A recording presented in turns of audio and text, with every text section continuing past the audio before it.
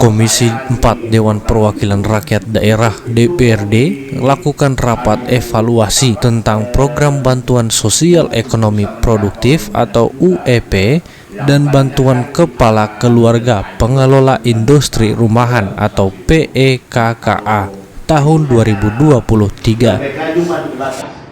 Lewat Jumat resiko ya. Nah, untuk dari sopir punya mulai kan. Maksudnya kemarin masuk dan boleh beda apa?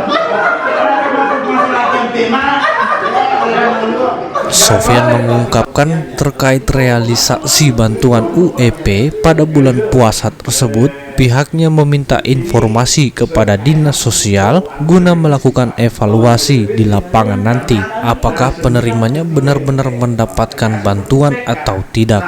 Ingin ada pendamping di setiap 50 per KPM. Biar ini karena di bimbingan kami itu sudah menyampaikan semua. Cuma yang namanya juga manusia, juga mau lawak pulau odoi di RAD-nya dia. Sofyan mengungkapkan besaran yang diterima bantuan UEP ini senilai Rp2.500.000 per PKM. Kita lakukan verifikasi dan sudah masuk proposal itu dan kami akan sampaikan ini usulan dari kabupaten ini sekian itulah ini yang sudah masuk di kami. Sementara untuk bantuan PEKKA ini dikhususkan pada pekerja keluarga wanita seperti janda yang memiliki usaha rumahan.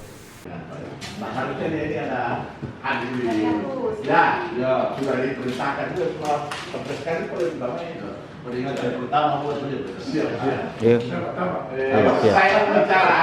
Adapun persyaratan untuk mendapatkan UEP ini harus masuk di DTKS dan punya usaha. Sedangkan PEKKA persyaratannya masuk DTKS serta sudah jadi janda yang masih produktif atau punya usaha dan punya tanggungan secara langsung. Akan evaluasi dari Dinas Sosial dan Perempuan dalam rangka program tahun anggaran 2022. Di sana ada beberapa program, misalnya ada bantuan usaha ekonomi produktif UEP. Ya. Tadi disampaikan bahwa UEP telah dilaksanakan, bantuannya telah diserahkan pada saat bulan Ramadan.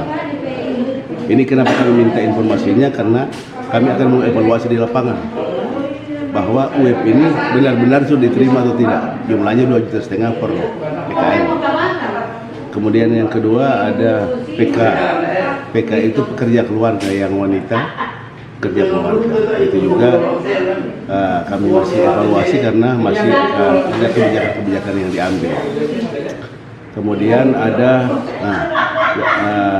evaluasi program PK ini yang tadinya dia 5 juta per orang, kami usulkan di Banggar kemarin itu diperkecil jadi 2,5 juta, sehingga penerimanya jadi banyak, jadi 106 penerima. Tadinya hanya sedikit karena dibagi 2,5 juta, tadinya hanya 50 sekian, 5 juta per orang untuk PK yang PK. Karena kami lihat ini dampak pandemi masih terasa, jadi kami buat 2,5 juta sehingga jadi penerimanya lebih banyak. Nah, itu oleh dinas telah diberikan kuota 34 per kabupaten kota. Tapi itu relatif. Nah, olehnya itu masih diusulkan, masih telah diidentifikasi dan akan disampaikan kepada komisi ketika sudah ada identifikasi penerimanya. Itu yang 2022. Kemudian kami juga mengevaluasi usulan yang 2023 karena mereka pada tahap penyusunan SIPD-nya. Nah, itu kami sampaikan usulan-usulan itu untuk menjadi bahan karena kami juga ada aspirasi lewat aspirasi langsung maupun aspirasi yang kami dapatkan lewat reses. Ini penting. Aspirasi reses kami akan padukan dengan usulan dari SKPD itu sendiri sehingga bisa klop apa yang kami sampaikan dan apa yang kami usulkan dan apa yang didapati oleh dinas. Nah, itu tadi dua kegiatan tadi, 2022 dan evaluasi 2023. Untuk persyaratan mendapatkan PK dengan UEP itu apa saja, Pak? Persyaratannya yang pertama, kalau UEP itu dia masuk di DTKS, itu yang pertama. Masuk DTKS dan dia punya usaha. Usaha apa saja ekonomi produktif.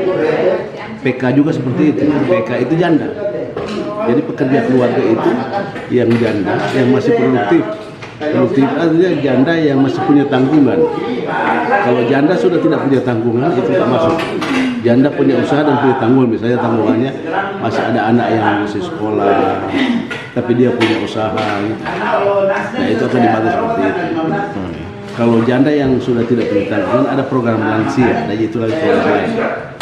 Nah kebanyakan setelah diverifikasi kepada PK ini pekerja keluarga banyak pekerja keluarga yang sudah tidak punya tanggungan lagi, ada yang sudah punya cucu. Nah, cucu itu bukan tanggungan yang bersangkutan, itu tanggungan anaknya. Ya, betul. Yang dimaksud itu tanggungan secara langsung punya anak yang masih sekolah.